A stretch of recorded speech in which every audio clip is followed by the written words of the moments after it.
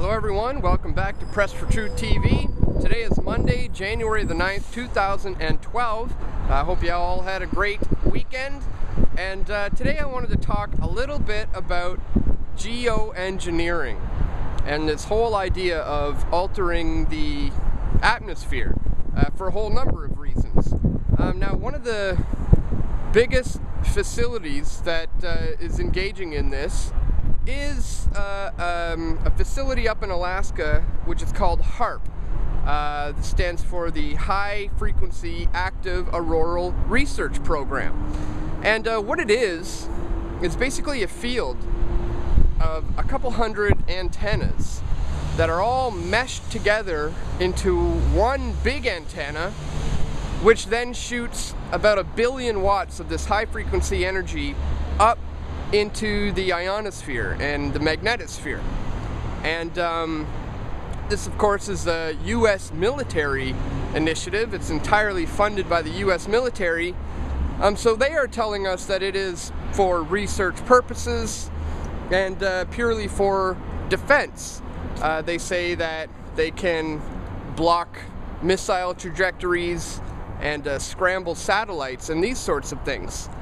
But many researchers who have looked into Haarp know that they have the ability to take this 1 billion watt high frequency beam and beam it back down to Earth to just about any place they want, where they can literally modify the weather. Weather modification is one of the major applications to this. And as we know, the US military, when they drop that much time and effort and money into a project, it's not entirely for defense.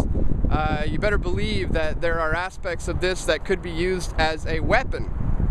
And when you think about it, if you have the ability to manipulate the weather, if you can create earthquakes or storms, you can bring an entire nation down to its knees without firing a single bullet.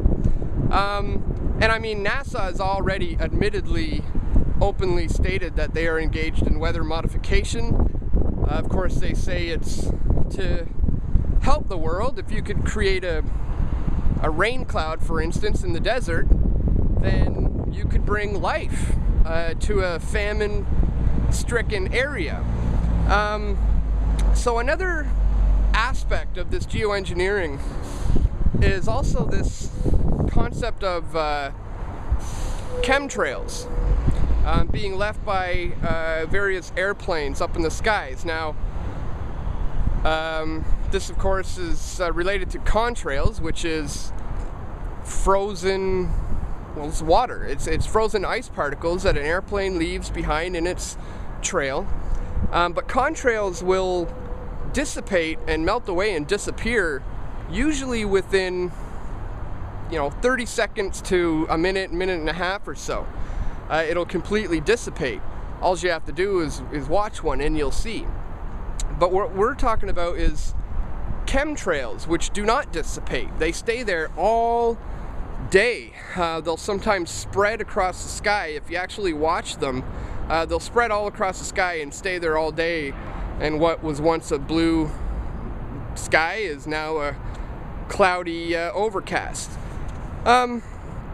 So there's definitely a good possibility that the two of these US military-led initiatives are coinciding hand in hand and working together. So it's incredibly intriguing. The whole chemtrail issue is something that got me kickstarted into this whole thing. I found out about it back in the late 90s, and that was one of the first things I ever heard. And at first I just thought to myself, no, that can't be true. I mean, why? Why would they do such a thing?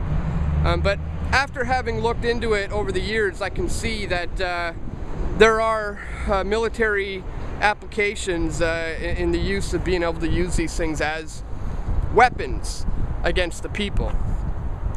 So anyways, I wanted to leave you today with a couple of documentary films on these topics that I found to be very informative, very interesting. They get into both sides of the debate on both issues. And the first one, in regards to Haarp, is called Holes in Heaven. I'll include a link down in the description. So if you get a chance to check it out, I'd strongly recommend it. The other one, which delves into the chemtrail issue, is called What in the World Are They Spraying? And it's a very well done documentary as well. Gets into all sides of that issue, so I'll include that link in the description as well. So yeah, I just wanted to touch on that today, guys. I saw a few chemtrails over the weekend and it got me thinking about it all. So yeah, that's it for today. In a couple hours from now, I'm off to shoot a video report for this Wednesday's weekly video, where I'm going to be talking about the whole situation with Iran and all the tensions that are going on over in the Middle East. So be sure to check back in on Wednesday for that one. But that's it for today, guys. Check out those films when you get a chance. And thanks for listening. I will talk to you again tomorrow. Take care.